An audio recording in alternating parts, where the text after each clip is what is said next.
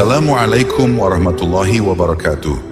Sahabat jejak sufi yang kami muliakan dimanapun Anda berada. Di antara rentang waktu yang terus mengalir tanpa henti, Allah Subhanahu wa Ta'ala menyingkap sebuah kisah agung yang melampaui batas akal manusia. Kisah tentang sunyinya penantian, tentang kehidupan yang terhenti, lalu kembali berdenyut atas kehendak Sang Maha Kuasa. Sebuah peristiwa yang bukan sekadar cerita masa silam, melainkan tanda kebesaran Allah bagi manusia yang mau merenung. Bayangkan seorang hamba Allah terlelap dalam diam selama 100 tahun penuh, bukan oleh tidur biasa, melainkan oleh ketetapan ilahi. Ketika ia dibangkitkan, dunia yang dahulu dikenalnya telah berubah wajah. Orang-orang terdekatnya telah menua, generasi silih berganti, dan kaumnya tak lagi mengenali sosok yang pernah hidup di tengah mereka. Waktu berlalu tanpa menunggunya, sementara ia kembali berdiri di hadapan kehidupan yang terasa asing. Inilah kisah agung Nabi Uzair alaihissalam. Sebagaimana disebutkan dalam riwayat Ibnu Asakir dan dituturkan dalam tafsir para ulama, bahwasanya Nabi Uzair adalah seorang penghafal Taurat dan juga saksi atas runtuhnya Yerusalem di tangan Nebukadnezar. Atas kehendak Allah, ia dibangkitkan kembali sebagai tanda kebesarannya. Sebuah mukjizat yang mengguncang akal dan meneguhkan iman manusia. Sebuah perjalanan luar biasa yang membentang antara kematian dan kebangkitan, menjadi pelajaran abadi tentang kekuasaan Allah atas waktu, kehidupan, dan takdir. Kisah yang cahayanya tak pernah padam hingga hari ini. Namun di balik kemuliaan mukjizat yang Allah karuniakan kepada Nabi Uzair alaihissalam, terselip sebuah penyimpangan besar. Sebagian golongan memujanya dengan pujian yang melampaui batas kewajaran, hingga terjerumus dalam pengagungan yang keliru. Mereka mengangkatnya ke derajat yang tak semestinya, bahkan sampai menganggapnya sebagai anak Tuhan. Mereka ini adalah golongan kaum Yahudi. Kesesatan ini serupa dengan apa yang terjadi pada kaum Nasrani, yang berlebihan dalam memuliakan Nabi Isa alaihissalam, hingga menyematkan kepadanya sebagai anak Tuhan. Padahal para nabi hanyalah hamba-hamba pilihan Allah, diutus untuk menuntun manusia menuju tauhid, bukan untuk disembah atau diagungkan melampaui batas yang telah ditetapkan. Nama Nabi Uzair alaihissalam bersinar laksana cahaya dalam sejarah panjang Bani Israel. Walau tidak termasuk dalam 25 nabi yang wajib diketahui, kemuliaannya tetap tercatat dalam lembaran riwayat kenabian. Ibnu Asakir menyebutkan bahwa beliau bernama lengkap Uzair bin Jarwah. Sementara riwayat lain merangkai nasabnya sebagai berikut: Uzair bin Suraiq, bin Adiyah, bin Ayyub, bin Darzanah, bin Uri, bin Taqi, bin Usbu, bin Fanhas, bin Alaizar, bin Nabi Harun, bin Imran, hingga bersambung kepada Nabi Lawi, Nabi Yakub, Nabi Ishak, dan Nabi Ibrahim alaihissalam. Garis keturunan yang suci itu menegaskan kedudukannya sebagai pewaris ilmu dan iman. Darah kenabian mengalir dalam dirinya, membawa amanah besar untuk menegakkan kembali ajaran Allah di tengah Bani Israel yang mulai diliputi kelalaian. Dengan ilmu, keteguhan, dan kesabaran, Nabi Uzair alaihissalam hadir sebagai pengingat bahwa cahaya wahyu tak pernah padam meski zaman terus berganti. Sejak usia belia, Nabi Uzair alaihissalam telah dikenal sebagai pribadi yang cerdas, haus akan ilmu, dan tekun dalam menuntut pengetahuan. Di lingkungan keluarganya, lembaran-lembaran Taurat dijaga dengan penuh kehati-hatian, dipelihara sebagai amanah suci yang tak boleh ternodai. Namun berbanding terbalik dengan ketekunan itu, kehidupan masyarakat Bani Israel perlahan mengalami kegoyahan. Hukum-hukum Allah Ta'ala hanya tinggal untaian bacaan di lisan, tak lagi menjadi pedoman dalam perilaku. Syariat mulai dipermainkan, diubah-ubah mengikuti hawa nafsu, hingga cahaya petunjuk semakin redup di tengah umat. Ayah Nabi Uzair adalah seorang alim yang setia menjaga warisan Taurat. Beliau senantiasa menasihati putranya dengan suara lembut namun penuh wibawa. Wahai Uzair, ketahuilah, Taurat adalah cahaya. Ia adalah kitab suci yang Allah turunkan kepada nenek moyangmu, yakni Nabi Musa dan Nabi Harun. Janganlah sekali-kali engkau biarkan cahaya itu padam, meski seluruh kaummu berpaling darinya. Mendengar nasihat itu, Uzair kecil menundukkan kepala, Di balik ketenangannya, matanya memancarkan cahaya keyakinan.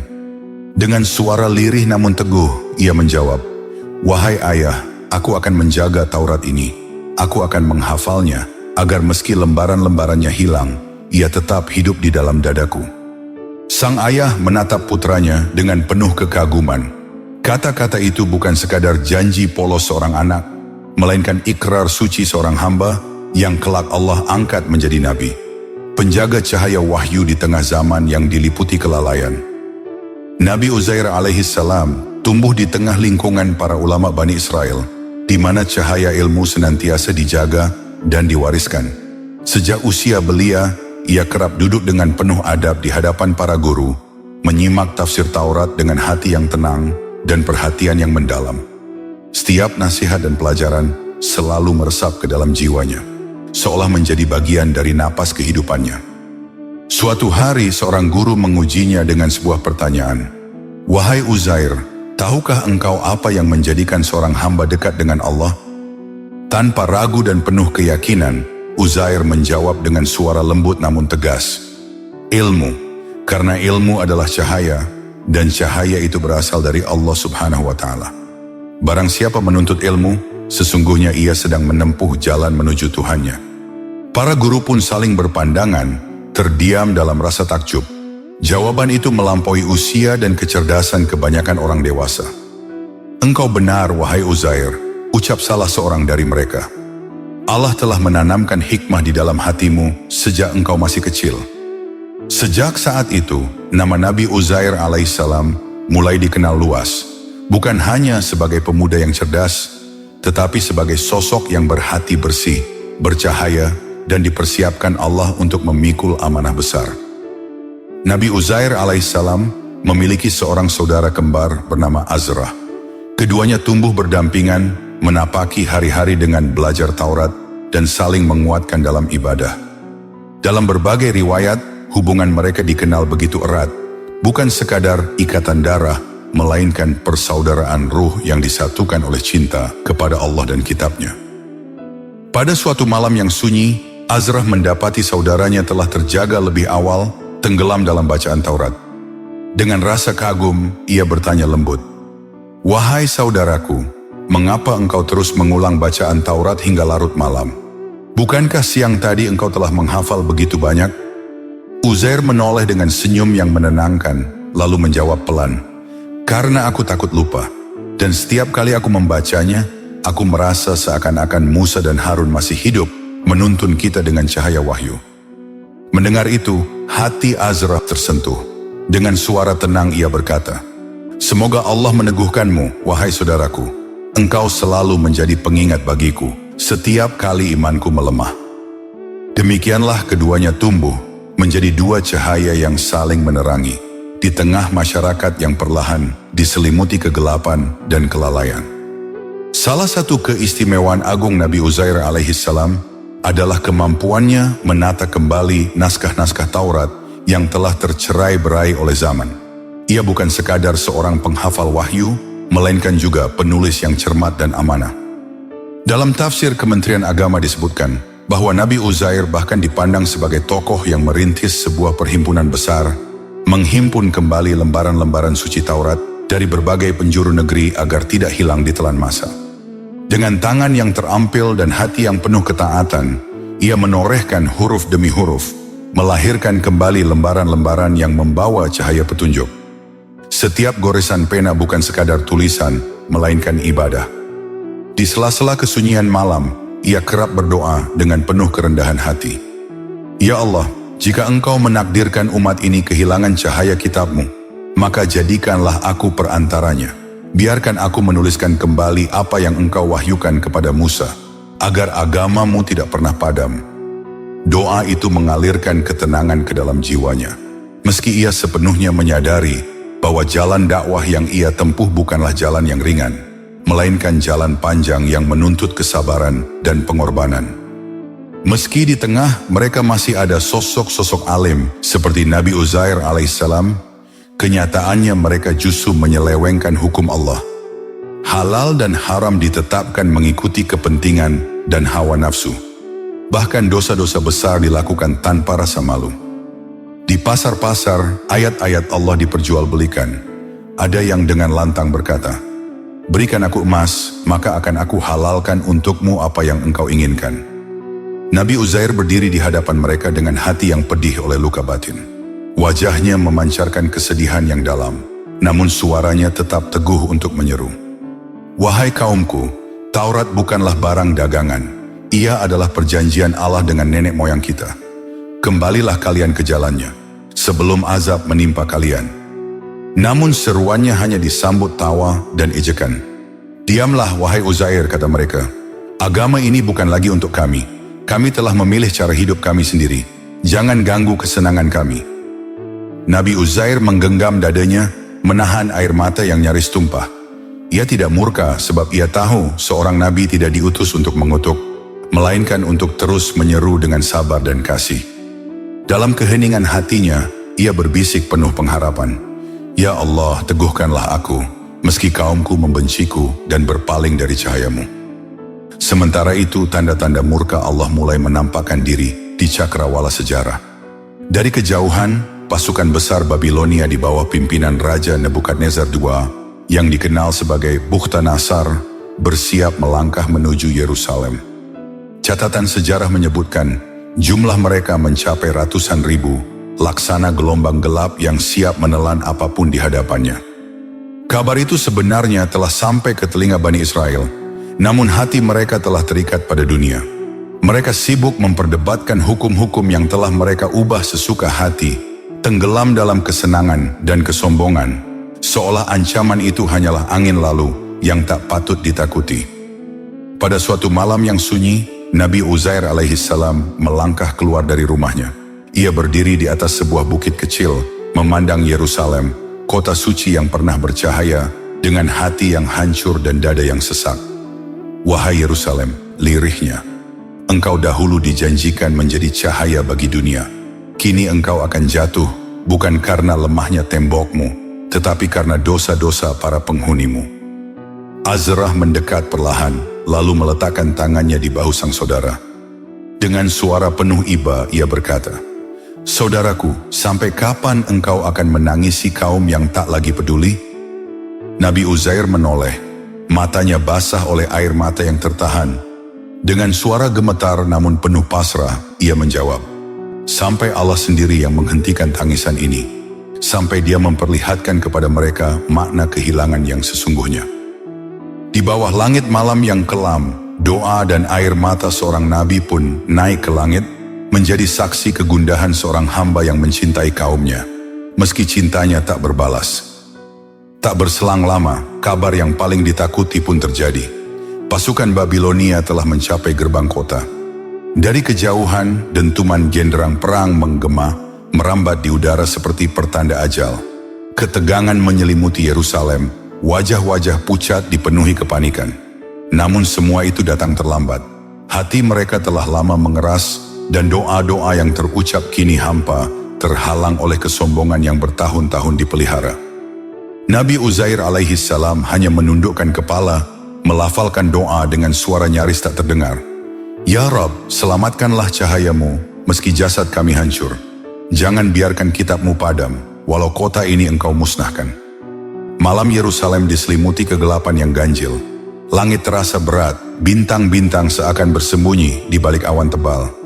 Dari kejauhan, gemuruh semakin mendekat. Ribuan langkah kaki mengguncang bumi, diiringi tabuhan genderang yang dipukul tanpa henti. Riwayat menyebutkan, jumlah pasukan itu mencapai 600.000 tentara. Sebuah kekuatan raksasa yang tak mungkin dibendung oleh Bani Israel yang telah lemah, terpecah, dan tenggelam dalam dosa.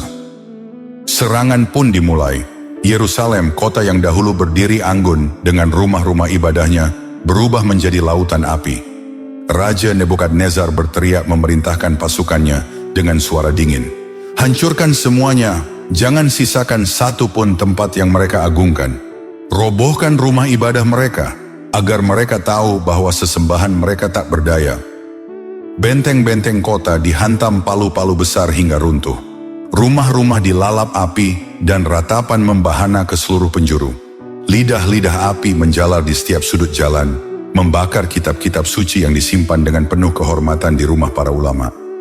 Di jalanan, darah mengalir, jeritan perempuan bercampur tangisan anak-anak memenuhi udara malam. Bani Israel berlarian mencari perlindungan dengan memasuki rumah persembunyian. Namun setiap pintu yang tertutup segera digedor, dan setiap tempat persembunyian berakhir dengan kematian. "Tolong, tolong anakku!" jerit seorang ibu yang diseret keluar dari rumahnya. "Diam!"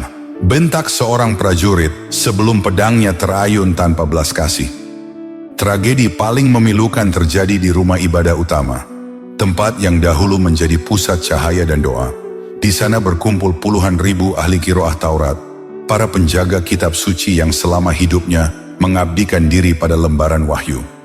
Dengan tangan gemetar mereka memeluk Taurat, air mata mengalir di wajah-wajah yang letih, berharap perlindungan Allah masih menaungi mereka.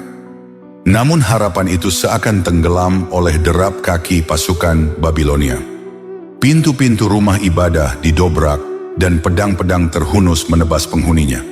Satu persatu, para penjaga kitab itu gugur. Darah mereka membasahi lantai, tempat ayat-ayat Allah dahulu dibacakan dengan khusyuk.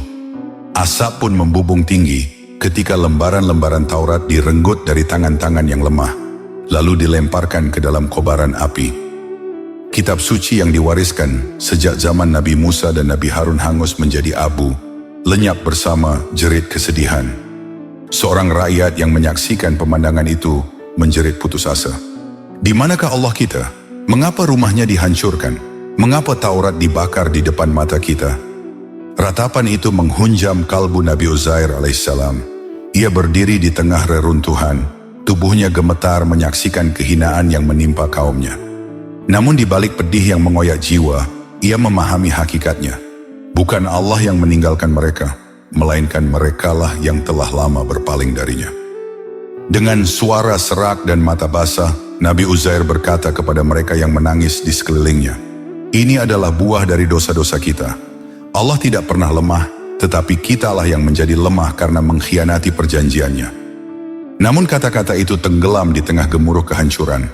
Pedang-pedang Babilonia terus mengayun, tak mengenal belas kasihan, sementara Yerusalem kian larut dalam malam yang dipenuhi api, darah, dan penyesalan yang terlambat. Setelah 3 hari pembantaian yang tiada henti, batu-batu Yerusalem tak lagi berwarna. Ia tertutup darah para penghuninya. Sepertiga penduduk dibunuh tanpa ampun, sepertiga dijadikan tawanan, dan sepertiga lainnya dibiarkan hidup dalam kehinaan. Tanpa rumah, tanpa pemimpin, tanpa kitab suci yang dahulu menjadi cahaya hidup mereka. Riwayat menyebutkan, sekitar 100.000 pemuda digiring keluar dari kota suci itu dengan tangan terikat, termasuk diantaranya Nabi Uzair alaihissalam. Mereka dipaksa berjalan berhari-hari menuju Babilonia. Cambuk mendarat di punggung siapapun yang melambat. "Cepat jalan, budak-budak hina," teriak para prajurit Babilonia. "Kalian akan kami jadikan hamba bagi raja-raja kami." Di tengah derita perjalanan itu, Nabi Uzair berbisik lirih kepada para pemuda di sekitarnya. Suaranya lembut namun menenangkan. "Bersabarlah wahai saudara-saudaraku, Allah masih bersama kita. Jangan biarkan iman kalian dirampas meski tubuh kalian diperbudak." Namun sebagian hanya mampu menangis, sementara yang lain meratap dalam keputusasaan. Harapan seakan tercerai bersama debu jalanan yang mereka pijak. Sesampainya di Babilonia, para tawanan dipisah-pisahkan. Setiap raja bawahan Nebukadnezar menerima 4 pemuda sebagai budak. Di sanalah Nabi Uzair dipisahkan dari saudara kembarnya, Azrah, juga dari keluarganya. Malam itu dipenuhi tangis perpisahan yang memilukan. Azrah memeluk Uzair erat-erat, seolah tak ingin melepaskan. "Saudaraku," katanya dengan suara pecah, "akankah kita bertemu lagi?" Nabi Uzair menahan air mata yang bergemuruh di dadanya. Dengan suara bergetar namun penuh keyakinan, ia menjawab, "Jika tidak di dunia, maka di akhirat. Peganglah nama Allah erat-erat, jangan pernah lepaskan." Lalu mereka dipisahkan. Jerit hati mereka tenggelam dalam raungan ribuan tawanan lainnya. Sebuah malam kelam yang menyimpan luka mendalam, namun juga menjadi saksi keteguhan iman di tengah kehancuran. Tahun-tahun di Babilonia menjadi rangkaian ujian yang berat bagi Nabi Uzair alaihissalam. Ia dipaksa mengabdi sebagai pelayan di istana seorang bangsawan. Pada siang hari pundaknya dibebani angkut-angkut yang melelahkan. Pada malam hari ia disuruh membersihkan ruangan tanpa jeda. Tubuhnya letih namun jiwanya tak pernah tunduk. Di tengah kesunyian malam, saat dunia terlelap dan rantai perbudakan terasa paling berat, Nabi Uzair menengadahkan kedua tangannya ke langit. Ya Rabb, meski aku jauh dari tanah kelahiranku, meski Taurat telah hangus terbakar, jangan biarkan cahayamu padam di dalam dadaku. Ia pun mengulang ayat demi ayat Taurat yang masih terpatri dalam ingatannya, menjaganya agar tak terhapus oleh waktu. Namun hari demi hari berlalu, semakin sedikit orang yang mampu mengingat kitab suci itu. Seluruh naskah telah musnah dibakar pasukan Babilonia, dan para penghafalnya gugur satu persatu di tanah pengasingan. Pada malam-malam tertentu, Nabi Uzair memandang langit Babilonia yang bertabur bintang. Dengan suara lirih dan penuh kepasrahan, ia berdoa, Ya Allah, hanya Engkau yang mampu mengembalikan kitab-Mu. Jika Engkau menghendaki, Engkau mampu membangkitkan kembali apa yang telah musnah. Doa itulah yang menjadi penopang langkahnya, menguatkan hatinya dari hari ke hari. Beberapa tahun kemudian, kekuasaan yang dahulu tampak tak tergoyahkan pun runtuh. Nebukadnezar, raja yang pernah begitu perkasa, akhirnya dibinasakan oleh Allah dengan cara yang hina. Riwayat menyebutkan, ia diserang wabah mematikan yang membuatnya gila. Selama 7 tahun tersiksa dan berperilaku seperti binatang hingga ajal kematiannya. Seiring runtuhnya kekuasaan Babilonia, para tawanan pun tercerai-berai. Pada saat itulah pertolongan Allah datang. Nabi Uzair alaihissalam dibebaskan dari belenggu perbudakan, sebuah awal dari perjalanan besar yang kelak akan menyingkap mukjizat yang mengguncang iman manusia. Kemudian, Nabi Uzair alaihissalam melangkah menempuh perjalanan panjang, kembali ke tanah kelahirannya. Dengan seekor keledai setia sebagai teman, ia menyusuri padang pasir yang sunyi, melintasi lembah-lembah kering, dan pegunungan yang bisu. Setiap langkahnya dipenuhi kerinduan mendalam kepada Yerusalem. Meski di lubuk hatinya ia menyadari, kota itu mungkin tak lagi menyisakan kehidupan, selain kenangan dan abu. Setelah bertahun-tahun terpisah, akhirnya ia tiba di tepian kota suci itu. Namun pemandangan yang menyambutnya, membuat lututnya seakan kehilangan daya. Rumah-rumah hancur tak bersisa, tiang-tiang rumah ibadah tumbang, jalan-jalan diselimuti debu dan tulang belulang yang berserakan. Tak terdengar satupun denyut kehidupan, hanya desir angin yang membawa aroma kehancuran dan kematian. Nabi Uzair turun dari keledainya, lalu melangkah perlahan di antara reruntuhan, seolah takut mengusik kesunyian yang telah lama bersemayam. Matanya menyapu setiap sudut, mencari jejak-jejak kehidupan yang pernah ada. Ia berhenti di sebuah tempat yang dahulu menjadi rumah ibadah. Kini, yang tersisa hanyalah puing-puing bisu. Di sana ia terdiam lama. Dadanya berguncang hebat oleh perasaan duka dan pilu. Dengan suara bergetar ia berkata dalam hati, bagaimana Allah akan menghidupkan kembali negeri ini setelah kehancurannya? Ucapan itu bukanlah keraguan, melainkan ungkapan penasaran yang lahir dari keheranan seorang hamba akan kebesaran Tuhannya. Bagaimana mungkin kota yang hancur, penduduknya tercerai-berai, dan kitab sucinya musnah, dapat hidup kembali? Air mata pun mengalir di pipinya. Ia duduk di antara batu-batu yang runtuh, lalu menengadah ke langit dengan penuh harap. Ya Allah, Engkau Maha Kuasa. Jika Engkau mampu membangkitkan orang mati, maka Engkau pun mampu menghidupkan kota ini. Jadikanlah aku saksi atas kebesaran-Mu. Kemudian Nabi Uzair alaihissalam duduk terdiam di antara reruntuhan Yerusalem. Tubuhnya letih setelah perjalanan panjang yang menguras tenaga dan jiwa. Ia bersandar pada batang pohon yang telah kering, sementara keledainya terikat tak jauh darinya.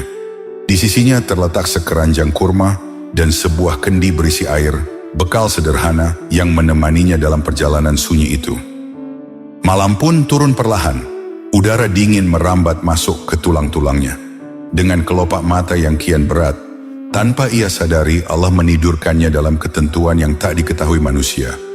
Ruhnya dipanggil menuju alam yang tersembunyi, sementara jasadnya tetap terbaring di tempat itu, sunyi tanpa penjaga, tanpa saksi.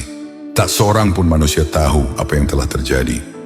Hari berganti minggu, minggu menjelma tahun, dan tahun-tahun itu akhirnya menjadi 1 abad penuh. Nabi Uzair tertidur selama 100 tahun lamanya. Keledai yang setia menunggu di hari-hari awal masih berusaha bertahan mengais sisa-sisa rumput di sekitar reruntuhan. Namun beberapa hari kemudian ia pun rebah kelelahan dan mati kelaparan. Tubuhnya tergeletak di samping tali pengikat hingga kulitnya mengering, dagingnya luruh, dan yang tersisa hanyalah tulang belulang putih yang berserakan. Namun makanan dan minuman Nabi Uzair tetap utuh, seolah baru diletakkan semalam. Kurma itu masih segar, kendi airnya tak berkurang setetes pun. Semua dijaga Allah sebagai tanda kebesaran dan kekuasaannya. 100 tahun adalah waktu yang panjang bagi bumi. Yerusalem yang hancur akibat serangan Babilonia mula-mula menjadi kota mati. Reruntuhan tetap tergeletak, debu menutup jalan-jalan, dan suara burung hantu menjadi saksi bisu atas kesunyian yang menyelimuti kota suci itu. Beberapa dekade kemudian, Allah mengutus Raja Sirus Agung dari Persia. Dalam riwayat disebutkan, Allah mengilhamkan kepadanya keinginan untuk membangun kembali Yerusalem yang telah lama hancur. Di bawah kepemimpinannya, ribuan pekerja dikerahkan, batu demi batu diangkat, tembok-tembok diperbaiki, dan rumah ibadah kembali didirikan. 30 tahun lamanya dibutuhkan hingga kota itu kembali berdiri, meski wajahnya tak lagi sama dengan Yerusalem lama yang pernah disaksikan Nabi Uzair. Sementara itu, di sebuah sudut kota yang sunyi, Nabi Uzair alaihi salam masih tertidur di tempat yang sama. Tubuhnya tak tersentuh manusia, hewan, maupun burung. Ia terbaring dalam ketentuan Allah, menembus waktu yang terus bergulir hingga genap 100 tahun. Tatkala masa itu sempurna, Allah memerintahkan malaikat Jibril untuk membangunkannya. Cahaya lembut pun turun dari langit, menyelimuti tubuh Nabi Uzair. Perlahan tangannya bergerak, dadanya mengembang, dan matanya terbuka. Ia menarik napas panjang, seolah hanya terlelap semalam. Namun dunia di sekelilingnya telah berubah. Pohon-pohon tumbuh rindang, jalan-jalan kembali hidup, dan dari kejauhan terdengar suara manusia, tanda kehidupan yang telah kembali. Nabi Uzair terdiam dalam keheranan. Lalu malaikat Jibril menyapanya dengan suara yang agung namun menenangkan. "Wahai Uzair, berapa lama engkau tertidur di tempat ini?" Nabi Uzair yang masih diliputi kebingungan menjawab dengan polos, "Aku tidur sehari atau mungkin setengah hari." Malaikat Jibril membalas dengan tegas namun penuh hikmah, "Bukan demikian, engkau telah tertidur selama 100 tahun. Lihatlah makanan dan minumanmu, ia tidak berubah sedikit pun. Tetapi lihatlah keledaimu, ia telah menjadi tulang belulang." Nabi Uzair menoleh, dan memang benar adanya. Keledai yang dahulu menemaninya, kini hanya tinggal tulang-tulang putih yang berserakan di tanah. Tubuhnya gemetar, jiwanya terguncang oleh keajaiban yang dialami. Malaikat Jibril kembali berkata, "Sekarang perhatikanlah bagaimana Allah menghidupkan kembali tulang belulang itu, lalu membungkusnya dengan daging." Di hadapan mata Nabi Uzair, tulang-tulang itu mulai bergerak. Perlahan ia tersusun menjadi rangka, urat dan otot pun tumbuh, daging menutupinya dan kulit membungkusnya dengan sempurna. Dalam sekejap, keledai itu hidup kembali, meringkik nyaring, berdiri kokoh di atas kakinya, seolah baru saja dilahirkan ke dunia. Nabi Uzair pun tersungkur dalam sujud. Air mata mengalir membasahi wajahnya. Dengan suara parau yang bergetar oleh tangis dan taksim, ia berseru, "Aku yakin, sungguh aku yakin, bahwa Allah Maha Kuasa atas segala sesuatu." Saat itu ia memahami sepenuhnya. Allah bukan hanya mampu menghidupkan kembali sebuah kota yang hancur oleh zaman, tetapi juga menghidupkan tulang belulang yang telah menjadi debu, mengubah kehancuran menjadi kehidupan, dan keputusasaan menjadi keyakinan yang abadi. Setelah menyaksikan tanda kebesaran Allah, Nabi Uzair alaihissalam kembali menunggang keledainya. Pandangannya tertuju pada keranjang kurma yang tetap segar, dan kendi air yang tak berkurang setetes pun. Semua itu menjadi saksi nyata bahwa waktu bagi Allah adalah rahasia, dan bahwa kehidupan serta kematian sepenuhnya berada dalam genggamannya. Dengan hati yang penuh renungan, ia melanjutkan perjalanan menuju kampung halamannya. Setiap langkah diiringi debaran tanya di dalam dada. Masih adakah yang mengenalku? Masihkah namaku diingat setelah 1 abad berlalu? Ketika ia mendekati kampung itu, pemandangan yang terlihat terasa asing. Rumah-rumah berdiri dengan bentuk yang berbeda, wajah-wajah yang dijumpainya adalah keturunan generasi baru. Seolah ia adalah seorang asing yang baru pertama kali menginjakkan kaki di tanah itu. Hatinya berbisik lirih. Akankah mereka percaya jika aku berkata bahwa aku adalah Uzair? Namun keraguan itu tak membuat langkahnya terhenti. Dengan keberanian yang lahir dari keyakinan, ia menegakkan tekad untuk kembali memperkenalkan dirinya kepada kaumnya, membawa risalah yang sama dan kesaksian atas mukjizat besar yang baru saja ia alami. Nabi Uzair alaihissalam pun melangkah perlahan, memasuki perkampungan yang dahulu begitu ia kenal. Namun kini, setiap sudut terasa asing. Jalan-jalan yang pernah ia hafal telah berubah. Rumah-rumah tak lagi seperti dalam ingatannya. Orang-orang memandangnya dengan tatapan heran, seakan melihat seorang musafir yang tersesat. Dalam bisik lirih ia berkata pada dirinya sendiri, "Benarkah ini kampung halamanku? Ataukah aku telah salah jalan?" Kemudian langkahnya terhenti di depan sebuah rumah tua. Bangunannya rapuh, namun ada sesuatu di sana yang terasa akrab di hatinya. Ia yakin inilah rumah yang dahulu pernah menjadi tempat tinggalnya. Di beranda rumah itu, tampak seorang wanita renta duduk bersandar pada kursi kayu. Rambutnya memutih seluruhnya, tubuhnya kurus dan lemah, dan kedua matanya telah kehilangan cahaya penglihatan. Hati Nabi Uzair berdegup kencang. Ia mengenalnya. Wanita tua yang buta itu adalah Mina, pembantu setia keluarganya pada masa silam. Dengan langkah hati-hati, Nabi Uzair menghampirinya. Suaranya lirih namun jelas ketika bertanya, "Wahai ibu, benarkah ini rumah Uzair?" Begitu nama Uzair disebut, tubuh wanita itu terguncang. Air mata tiba-tiba mengalir dari matanya yang buta. Ia pun lama terdiam, hingga akhirnya berkata dengan suara terisak, "Benar, ini memang rumahnya. Uzair adalah tuanku, namun ia telah menghilang ratusan tahun lalu, dan ia tak pernah kembali." Mendengar itu, Nabi Uzair tak kuasa menahan air matanya. Dengan suara tertahan ia berkata, "Demi Allah, akulah Uzair. Tidakkah engkau mengenaliku, wahai Mina?" Wanita tua itu menggeleng kuat, suaranya meninggi karena guncangan hati. "Itu mustahil. Jangan mempermainkan wanita tua yang buta ini." Nabi Uzair menundukkan kepala sejenak, lalu mengangkat wajahnya dengan keyakinan yang tenang. Dengan suara penuh keteguhan ia berkata, "Mintalah satu tanda. Aku akan memohon kepada Allah agar mengabulkan permintaanmu." Mina terdiam, dadanya berdebar naik turun. Lantas ia pun berkata, "Dahulu, Uzair adalah seorang lelaki yang doanya selalu dikabulkan. Jika benar engkau adalah Uzair, mohonkanlah kepada Allah agar penglihatanku dikembalikan." Mendengar itu, Nabi Uzair menengadah ke langit. Dengan hati yang tunduk dan penuh pengharapan, ia berdoa, "Ya Rabb, engkaulah yang memberi cahaya kepada mata yang gelap. Engkaulah yang menghidupkan yang mati dan memulihkan yang hancur. Pulihkanlah penglihatan wanita ini, agar ia menjadi saksi atas kebesaran dan kebenaran-Mu." Perlahan, Nabi Uzair menyentuh mata Mina dengan lembut. Pada saat itu, seakan cahaya turun dari langit, menyusup ke dalam kedua matanya yang telah lama gelap. Mina tersentak, kelopak matanya terbuka, dan pandangannya kembali jernih. Ia menatap wajah di hadapannya dengan mata yang penuh takjub. Seketika ia menjerit sambil menangis. "Subhanallah, engkau benar-benar Uzair. Wajahmu tak berubah, meski 100 tahun telah berlalu. Ini adalah mukjizat dari Allah." Mina lalu menggandeng Nabi Uzair menuju tengah kerumunan kaum Bani Israel. Dengan suara yang bergetar oleh bahagia, ia berseru keras, "Uzair telah kembali! Uzair telah kembali!" Teriakan itu menggema di antara rumah-rumah dan jalanan kampung. Orang-orang berhamburan mendekat. Wajah-wajah mereka dipenuhi keterkejutan, namun juga keraguan. Bisik-bisik segera berubah menjadi suara keras.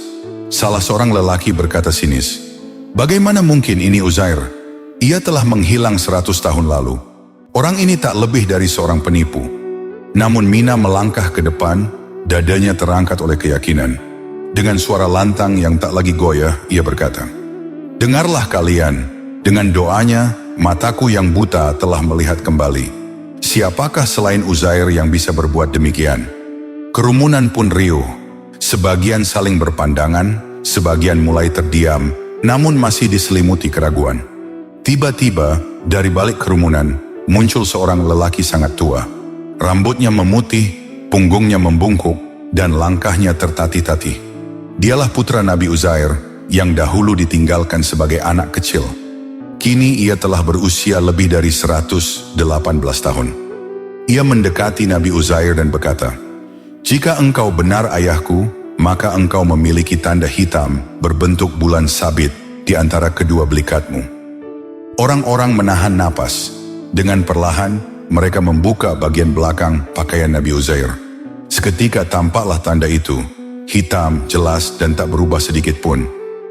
Meskipun bukti nyata telah ditunjukkan, masih saja ada sebagian dari mereka yang meragukan. Salah seorang di antara mereka melangkah maju dan berkata tegas, "Kami tidak akan mempercayaimu begitu saja. Uzair adalah orang yang hafal kitab Taurat. Bisakah kau membuktikannya?" Kemudian Nabi Uzair mulai melantunkan ayat-ayat Taurat. Lafalnya fasih, susunannya sempurna, tak satu huruf pun terlewat atau keliru. Ayat demi ayat mengalir dari lisannya, hidup dan jernih, seolah kitab suci itu baru saja diturunkan. Kaum Bani Israel terperangah, mata mereka terbelalak, hati mereka terguncang. Mereka mengenali setiap kalimat yang terucap persis seperti yang dahulu dibacakan oleh para ulama terdahulu. Di hadapan mereka, kitab yang telah hilang 100 tahun seakan hidup kembali. Terjaga bukan di atas lembaran kertas, melainkan di dalam dada seorang hamba pilihan Allah. Ketakjuban mereka pun tidak berhenti sampai di situ, di mana ketika salah seorang kakek tua berkata, "Aku pernah mendengar dari kakekku, bahwa sebelum pasukan Babilonia menyerbu, ada satu salinan Taurat yang disembunyikan. Ia ditanam dalam sebuah tempayan, agar selamat dari api kehancuran." Orang-orang pun bergegas mencarinya. Tanah di kebun digali, dengan tangan gemetar dan napas tertahan. Tak lama kemudian sekeping tempayan tua muncul dari dalam bumi. Ketika dibuka, lembaran-lembaran Taurat yang tersimpan di dalamnya masih utuh. Dengan hati berdebar mereka membandingkan isinya dengan bacaan Nabi Uzair. Ayat-ayat yang hidup di dada Nabi Uzair ternyata sama persis dengan tulisan yang terkubur 100 tahun lamanya.